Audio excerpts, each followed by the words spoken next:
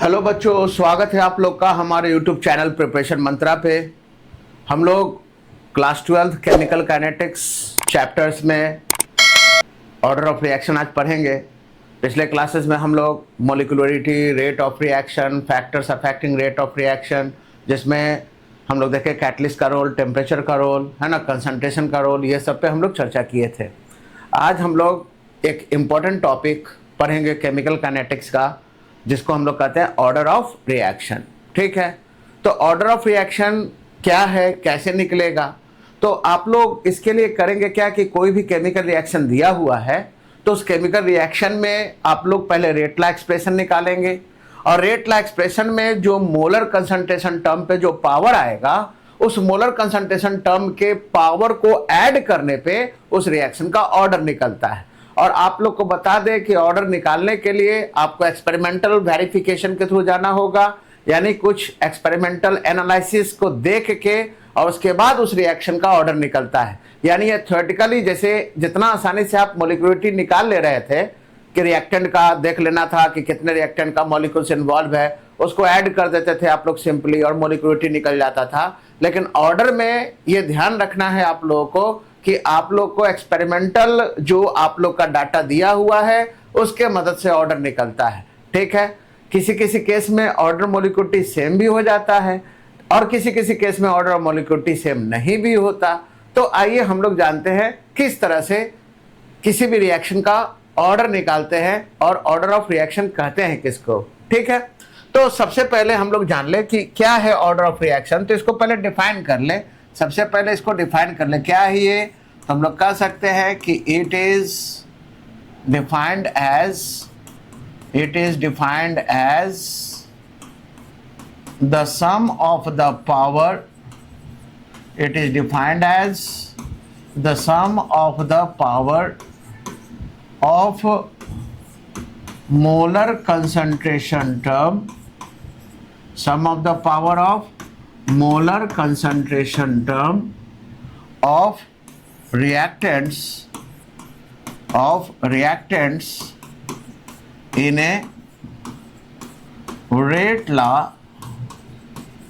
expression, इन rate law expression. ठीक है, तो क्या है ऑर्डर ऑफ रिएक्शन? तो हम लोग कह सकते हैं कि it is the sum of the power of molar concentration term of reactants in a rate law expression. कोई भी रेट लॉ एक्सप्रेशन दिया होगा और उस रेट लॉ एक्सप्रेशन में जो मोलर कंसंट्रेशन टर्म पे जो पावर आएगा उन पावर को ऐड करेंगे तो उस रिएक्शन का ऑर्डर निकलता है। ठीक है, जैसे मान लो कि एक एग्जाम्पल अगर हम दे आप लोगों को कि जैसे मान लो कि ए का ए मोल है ना, बी का बी मोल और सी का सी मोल रिएक्ट करके मान लो बना रहा है प्रोडक्ट। ठीक है, तो मॉलिक्यूलरिटी अगर पूछेगा तो आसानी से आप लोग छोटा ए प्लस छोटा बी प्लस छोटा सी को ऐड कर दोगे तो मॉलिक्यूलरिटी निकलता है।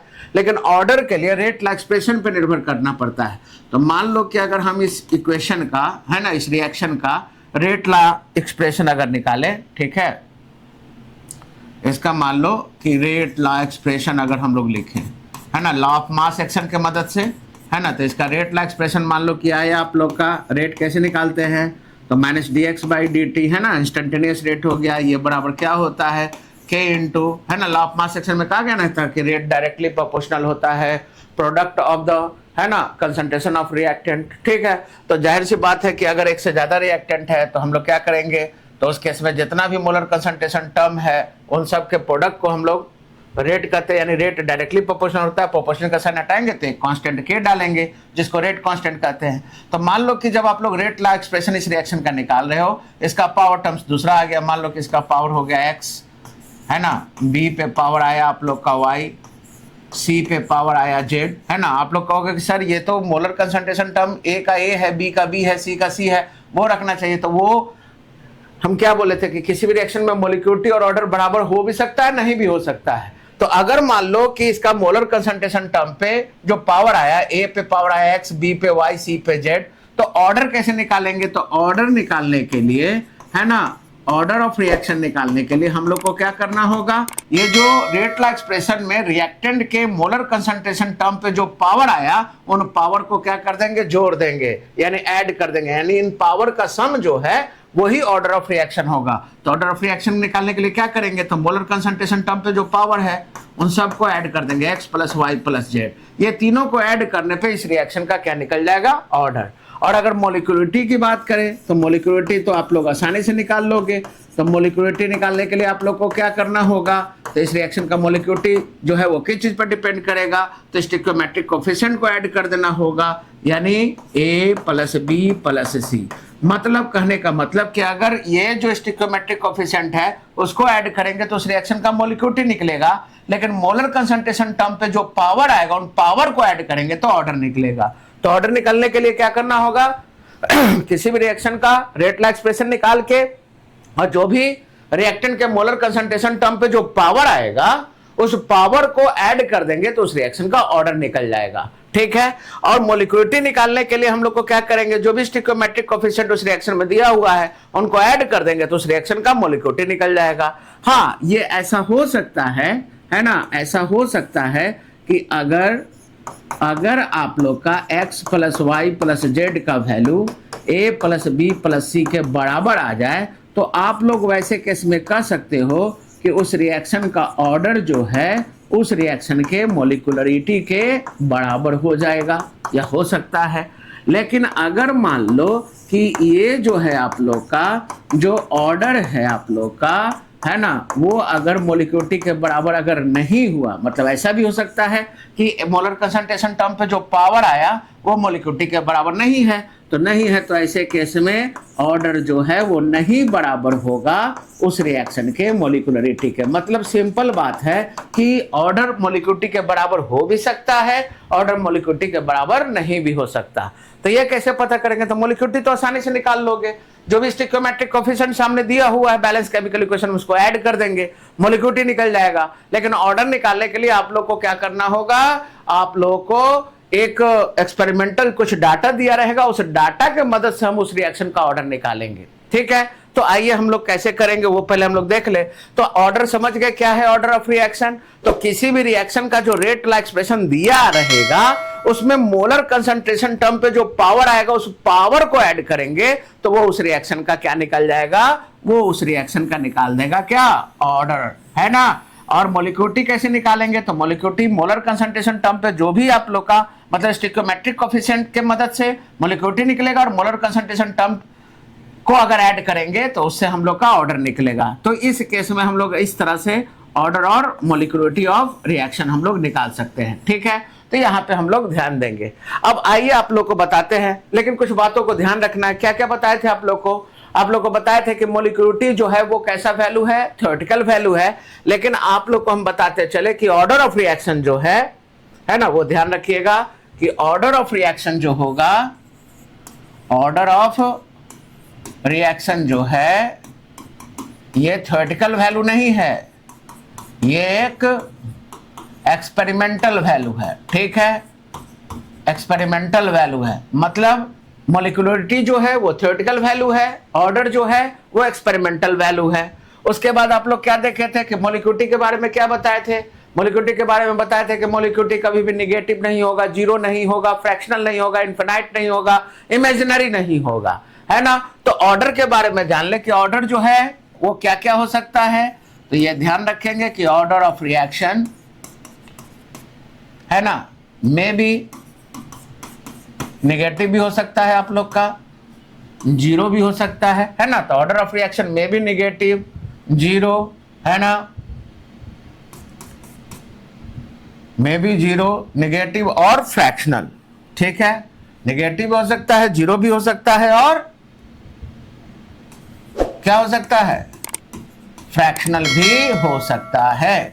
ये याद रखिएगा। तो order of reaction experimental value है, मोलिकुलरिटी थ्योरेटिकल वैल्यू है।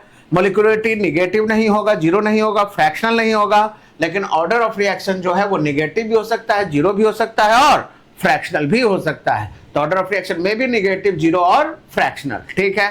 इसी तरह से एक चीज याद रखिएगा कि जिस तरह से मोलिकुलरिटी इनफिनाइट नहीं होता है, इमेजिनरी नहीं होता, उसी तरह से ऑर्डर ऑफ रिएक्शन भी आपका इनफिनाइट नहीं होगा और इमेजिनरी वैल्यू नहीं होगा। ठीक है। तो यहाँ पे ध्यान रखेंगे कि ऑर्डर ऑफ रिएक्शन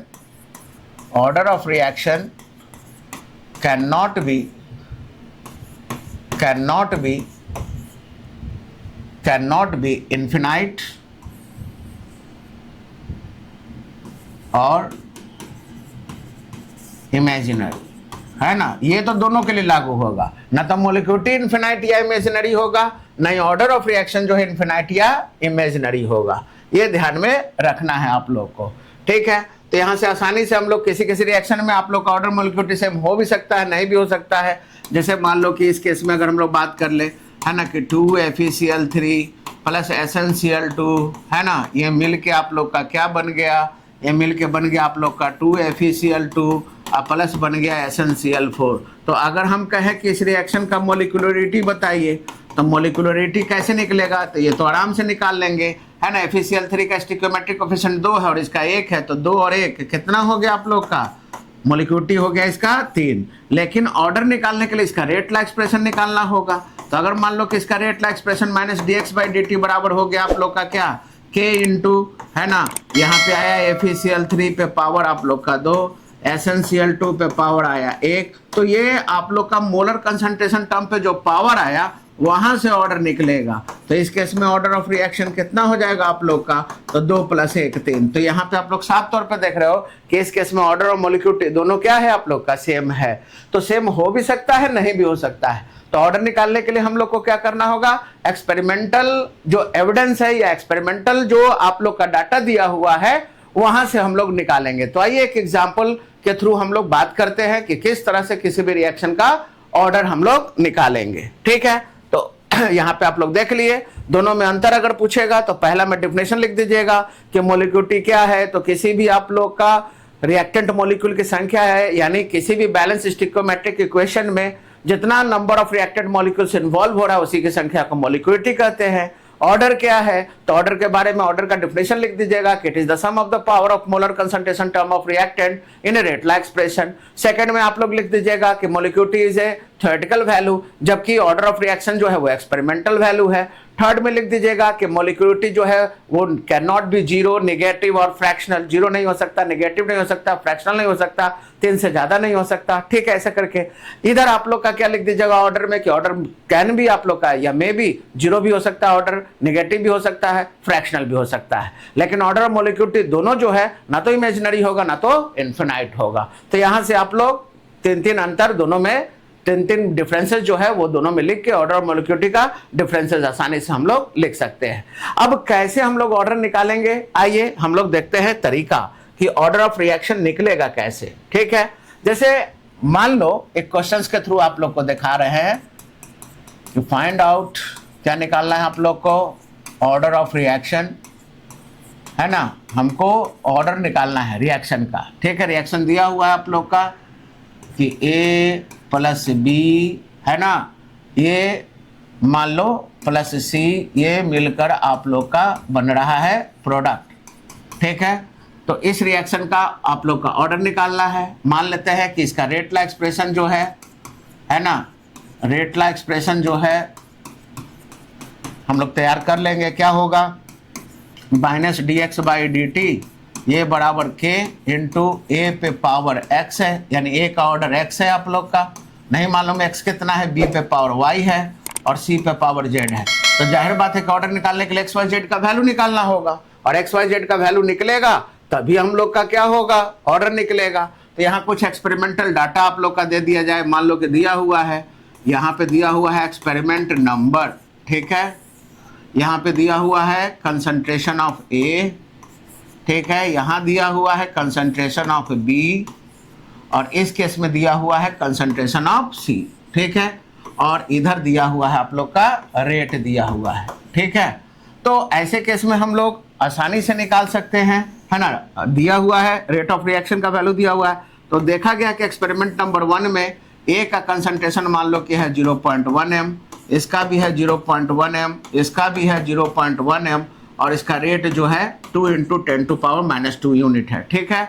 इसी तरह से सेकंड एक्सपेरिमेंट में इसका हो गया 0.2 m, ये हो गया 0.1 m, ये हो गया 0.1 m, ये हो गया 2 × 10⁻2, है ना। इस केस में ये आप लोग का थर्ड एक्सपेरिमेंट में क्या दिया हुआ है कि ये है 0.2 m, ये हो गया भी 0.2 m, ये हो गया आप लोग का 0.1 m, और ये हो गया आप लोग का 4 इंटू 10⁻², है ना। फोर्थ में दिया हुआ है आप लोग का, ये हो गया 0.2 m,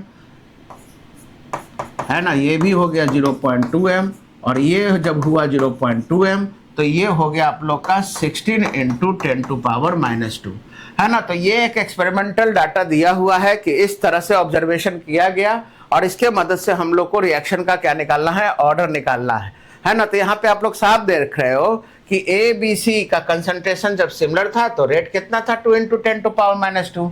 अब हमने बी के कंसंट्रेशन को और सी के कंसंट्रेशन को चेंज नहीं किया, ए के कंसंट्रेशन को चेंज जब किया तो रेट में किसी तरह का कोई चेंज नहीं हुआ। इसका मतलब है कि रेट जो है उसके वो ए के कंसंट्रेशन से कोई लेना देना नहीं है। मतलब ए के कंसंट्रेशन को बढ़ाएं घटाएं, अगर रेट में कोई परिवर्तन नहीं हो रहा है तो हम लोग समझ जाएंगे कि ऐसा रिएक्शन जीरो ऑर्डर होता है। तो यहाँ तो साफ पता चल रहा है कि ए के कंसंट्रेशन को बदले, है ना, बी और सी के कंसंट्रेशन को कांस्टेंट रखते हुए, तो रेट में कोई चेंजेस नहीं हुआ। इसका मतलब कि ए पे कौन सा ऑर्डर हो गया, ए पे हो गया आप लोग का जीरो ऑर्डर।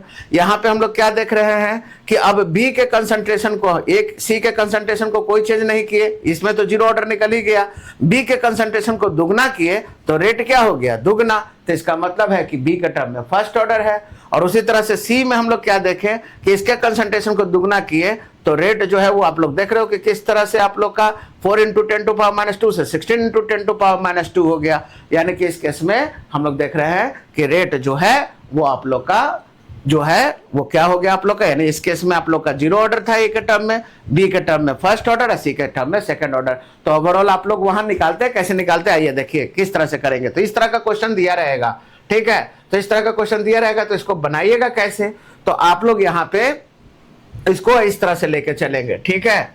इसको सॉल्व कैसे करेंगे आइए देख लेते हैं हम लोग। सबसे पहले, है ना, इसको सॉल्व कैसे करेंगे, तो सबसे पहले आप लोग क्या लीजिएगा, पहले ए का मतलब बारी बारी से सबका कंसंट्रेशन, जैसे ए का कंसंट्रेशन लेंगे तो बी और सी का कंसंट्रेशन को कांस्टेंट लेते हुए चलेंगे।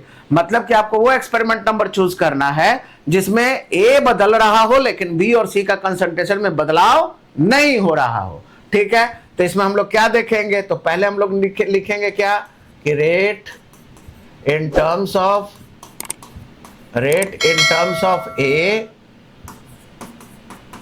बाय कीपिंग द, इतना लिखना पड़ेगा आप लोग को, by keeping the concentration of B and C remains constant, ठीक है। By keeping the concentration of B and C remain क्या, कांस्टेंट, ठीक है। तो अब हम लोग क्या देख रहे हैं कि हम लोग रेट किसके टर्म में लेंगे, ए के टर्म में लेंगे, बी और सी के कंसंट्रेशन को कांस्टेंट रखते हुए।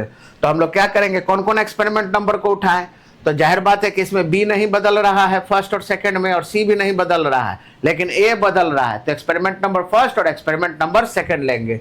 तो पहले अगर बात करें कि एक्सपेरिमेंट नंबर अगर फर्स्ट के अनुसार अगर हम चले तो फर्स्ट के अनुसार ए के टर्म में, सिर्फ ए के टर्म में दिखाना है, बी और सी के टर्म में नहीं। तो फर्स्ट के एक्सपेरिमेंट नंबर 1 में क्या हो जाएगा, तो मान लो कि इसके रेट को R1 कहे तो R1 बराबर हो जाएगा K इंटू कंसंट्रेशन ऑफ, बोलो तो ए कितना है एक्सपेरिमेंट नंबर 1 में, ए कितना है आप लोग का 0.1 है ना, और इस पे पावर कितना है आप लोग का x ही माने आप लोग का ए के टर्म में, ठीक है। तो बाकी बी और सी को नहीं लेना है, ठीक है, क्योंकि बी और सी के कंसंट्रेशन में कोई बदलाव नहीं हो रहा है तो ऐसे भी कैंसिल आउट हो जाएगा। तो जाहिर बात है कि ऐसे केस में हम लोग क्या करेंगे कि एक्सपेरिमेंट नंबर 1 से लिए तो R1 बराबर, इसको R1 मान लिए तो R1 बराबर हो गया K इंटू 0.1x, ठीक है। और एक्सपेरिमेंट नंबर 2 उठा लेते हैं, इसके अनुसार अगर ए का अगर हम लोग रेट ला एक्सप्रेशन लिखे तो ऐसे केस में क्या होगा, तो ऐसे केस में रेट ला एक्सप्रेशन हो जाएगा आप लोग का R2 बराबर K into concentration of 0 point कितना है आप लोग का, सेकंड केस में इसका कंसंट्रेशन है 0.2 m, ठीक है, पे पावर x, ठीक है। अब नाउ क्या करेंगे हम लोग, है ना, सेकंड वाले मतलब R2 से R1 को डिवाइड कर देते हैं। तो अगर R2 बाई R1 अगर करें तो R2 बाई R1 का वैल्यू कितना हो जाएगा, तो K से K कैंसिल हो जाएगा और R2 का वैल्यू हो जाएगा 0.2, है ना, मोलर कंसंट्रेशन है इस केस में 0.1, और इस पे भी पावर x, इस पे भी पावर x, यानी दोनों का पावर x हो गया। अब R2 का वैल्यू कितना दिया हुआ है, तो R2 का वैल्यू जो लिए है एक्सपेरिमेंट नंबर 2 से लिए हैं, तो R2 का वैल्यू हो गया आप लोग का 2 इंटू 10 टू पावर -2, और R1 का भी वैल्यू हो गया 2 इंटू 10 टू पावर -2। तो दोनों ही केस में रेट में कोई अंतर नहीं है, इधर हो गया आप लोग का 0.2 में 0.1 से डिवाइड करेंगे तो ये कितना हो गया, 2 हो गया। 2 पे पावर कितना, x, 2 से 2 कट जाएगा तो ये कितना आ जाएगा, 1, है ना। और ये हो गया 2 पे पावर कितना, x। तो इसका मतलब है कि x का वैल्यू निकल गया हमारा, है ना। x का वैल्यू कितना हो, तो x का वैल्यू 0 होगा। किसी का भी पावर अगर 0 हो जाता तो उसका वैल्यू कितना हो जाएगा, 1। तो x का वैल्यू 0 होगा तो 2 पे पावर 0 का ही वैल्यू ना 1 आएगा। तो इसका मतलब है कि x का वैल्यू जो हो गया वो कितना हो गया आप लोग का, 0 हो गया। क्योंकि x का वैल्यू अगर 0 रखेंगे तब ना 2 पे पावर 0 1 होगा। तो x का वैल्यू 0 मतलब पता चल गया कि a पे कौन सा ऑर्डर है, 0 ऑर्डर है ना। तो यहाँ पे हम लोग बना देंगे कि क्या हो जाएगा, यानी माइनस dx बाई dt, है ना, ये बराबर हो जाएगा, है ना, k इंटू ए पे पावर क्या, 0। यानी एक टर्म में रिएक्शन कौन सा ऑर्डर है आप लोग का, 0 ऑर्डर है। ठीक है, तो एक टर्म में निकल गया कि एक टर्म में आप लोग का कौन सा ऑर्डर है, 0 ऑर्डर है। ठीक है, अब इसी तरह से सिमिलरली बी और सी का केस हम लोग निकाल लेंगे। ठीक है, तो अब यहां पे हम लोग लिखेंगे now rate in terms of B. अब बी के टर्म में, जैसे ए के टर्म में निकाले थे बी और सी को कांस्टेंट रखते हुए, तो बी को निकालेंगे ए और सी को कांस्टेंट रखते हुए। तो now rate in terms of B by keeping the concentration of A and C, है ना, रिमेन कांस्टेंट, रिमेन कांस्टेंट। तो ऐसे केस में कौन सा डाटा लेंगे, तो यहां पे हम लोग देख लेते हैं बी और सी के, मतलब कि हम लोग किसका निकाल रहे हैं, हम लोग निकाल रहे हैं, है ना, बी का रेट निकाल रहे हैं। तो इसका रेट ला एक्सप्रेशन कैसे हो जाएगा, तो ये तो हो जाएगा rate law expression minus dx by dt बराबर k इंटू बी पे पावर कितना था, y। अब इसके लिए कौन सा एक्सपेरिमेंट हम लोग चूज करेंगे, तो इसके लिए हम लोग देखेंगे कि a और c को कांस्टेंट रखना है ना। तो इस केस में आप लोग देख रहे हो कि a में बदलाव नहीं हो रहा है, यहाँ c में बदलाव नहीं हो रहा है, लेकिन b में बदलाव हो रहा है। तो हमको लेना होगा b के लिए, b का कंसंट्रेशन बदले लेकिन a और c का कंसंट्रेशन ना बदले। तो इसके लिए एक्सपेरिमेंट नंबर 2 और 3 लेना होगा। तो आइए 2 और 3 को लेके चले हम लोग। ठीक है, 2 और 3 को लेके चले तो हम लोग देखें कि फ्रॉम एक्सपेरिमेंट नंबर अगर 2 लेके चलेंगे तो उसके अनुसार क्या हो जाएगा। तो मान लो कि यहाँ भी इसको रेट को R1 कहें, तो R1 बराबर K इंटू बी का कंसंट्रेशन कितना था, 0.1 Y है। और फ्रॉम एक्सपेरिमेंट नंबर, है ना, 3 से अगर ले तो इसको R2 मान लेते हैं। तो R2 बराबर क्या हो जाएगा, ये K इंटू ये 0.2 पे पावर Y। ठीक है, अब हम लोग दोनों को डिवाइड कर दें, है ना, नाउ R2 बाई R1 कर देते हैं तो K कैंसिल हो जाएगा। तो इधर हो जाएगा आप लोग का 0.2 बाई 0.1 और इसका वैल्यू कितना हो जाएगा y। R2 का वैल्यू कितना है आप लोग का, है ना। एक्सपेरिमेंट नंबर 3 में रेट का वैल्यू दिया गया था 4 गुना 10 टू पावर -2 और R1 है आप लोग का 2 इंटू 10 टू पावर -2। ठीक है, तो इस केस में ये कितना हो गया आप लोग का, तो ये हो गया आप लोग का 2 पे पावर y। ठीक है, तो 2 पे पावर y हो गया। तो अब हम लोग क्या करेंगे,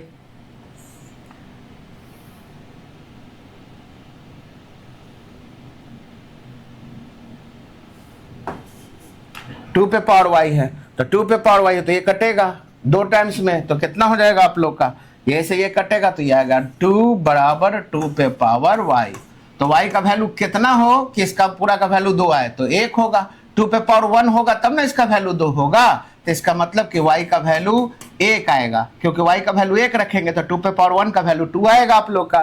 तो इसलिए पता चल गया कि b का टर्म में फर्स्ट ऑर्डर है, यानी माइनस dx बाई dt बराबर k इंटू बी पे पावर y और y का वैल्यू कितना निकल गया, y का वैल्यू निकल गया 1। यानी रिएक्शन फर्स्ट ऑर्डर है किसके टर्म में, 0 ऑर्डर था a के टर्म में, फर्स्ट ऑर्डर हो गया b के टर्म में। अब ठीक इसी तरह से हम लोग आगे काम कर ले। ठीक है, अब हम लोग a का निकाल लिए, b का निकाल लिया, अब c का निकाल लेते हैं। तो अब फिर से लिखना होगा आप लोग को कि now rate in terms of c by keeping the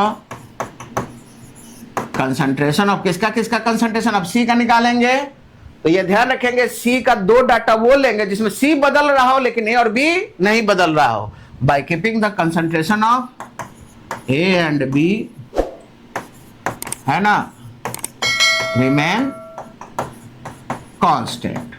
ठीक है, तो अब यहां पे हम लोग क्या करेंगे, तो इसके लिए रेट क्या हो जाएगा, rate law expression minus d x by d t बराबर के इंटू, है ना, सी पे पावर क्या था आप लोग का, जेड था। तो अब इसके लिए हम लोग क्या करेंगे, कौन सा लेंगे, तो सी में सी का लेंगे जिसमें हम लोग का क्या हो रहा हो, यानी हम लोग का सी का लेना होगा। तो मतलब सी का कंसंट्रेशन बदल रहा हो, ठीक है, सी का कंसंट्रेशन बदल रहा हो, लेकिन ए और बी में कोई चेंजेस नहीं हो रहा। तो सी बदल रहा है लेकिन बी और ए दोनों का कंसंट्रेशन में कोई बदलाव नहीं हो रहा है। तो इसका मतलब है कि हम लोग यहाँ पे क्या करेंगे, एक्सपेरिमेंट नंबर थर्ड और फोर्थ से उसका वैल्यू निकलेगा। तो आइए थर्ड और फोर्थ में हम लोग देख लें। तो पहले हम लोग ले लें एक्सपेरिमेंट नंबर 3 से। तो अगर हम लोग एक्सपेरिमेंट नंबर 3 से बात करें तो इसको भी R1 मान लेते हैं। तो R1 बराबर क्या हो जाएगा, K into concentration of C। तो C का कंसंट्रेशन आप लोग का कितना लिए थे, आप लोग का ये 0.2 है, और पावर कितना हो गया आप लोग का, एक मिनट देख लेते हैं। इसका कंसंट्रेशन क्या था थर्ड में इसका कंसंट्रेशन था 0.1 ही, है ना, और ये 0.2 है। चलिए, तो ये हो गया आप लोग का, ये हो गया 0.1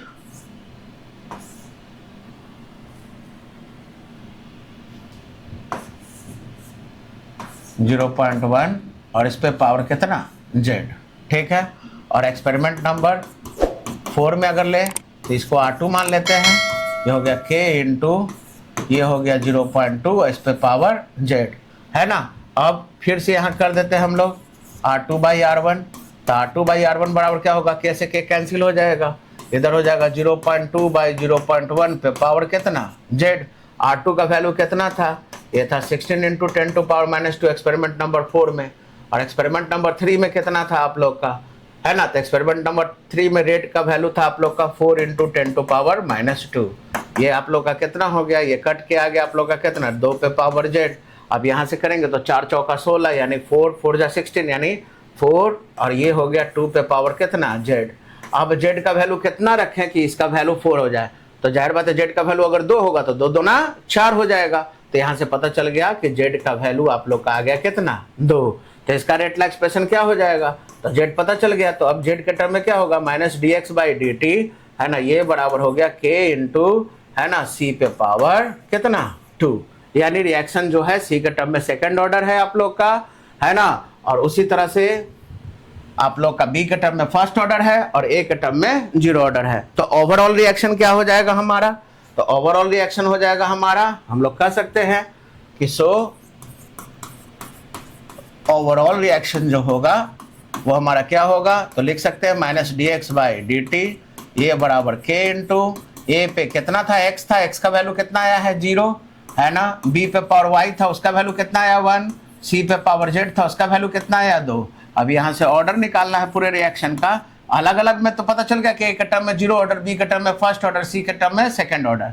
अब order, overall order of reaction कितना हो जाएगा, तो ओवरऑल ऑर्डर ऑफ रिएक्शन होगा, सबके पावर को जोड़ देना है, यानी 0 + 1 + 2 यानी थर्ड। यानी ये रिएक्शन कौन सा ऑर्डर है आप लोग का, थर्ड ऑर्डर है। ठीक है, तो बहुत ही आसान तरीके से प्यारे बच्चों हम लोग निकाल सकते हैं किसी भी रिएक्शन का ऑर्डर, बस उसका डाटा दिया हो और उस डाटा के मदद से एक का निकालेंगे तो बाकी दोनों को कांस्टेंट रखेंगे कंसंट्रेशन, ठीक है, बी का निकालेंगे तो ए और सी का कांस्टेंट रखेंगे, सी का निकालेंगे तो ए बी का कांस्टेंट करके, और वहां से इस तरह से हम लोग सब पे पता कर लेंगे कि कितना ऑर्डर है, और सारे ऑर्डर को फिर जोड़ देंगे तो पूरे रिएक्शन का ऑर्डर निकल जाएगा। तो आशा करते हैं कि आप लोग को ये समझ में आया होगा, और इसी तरह के वीडियो को ज़्यादा से ज़्यादा देखने के लिए चैनल को सब्सक्राइब कीजिए, वीडियो को लाइक कीजिए, शेयर कीजिए।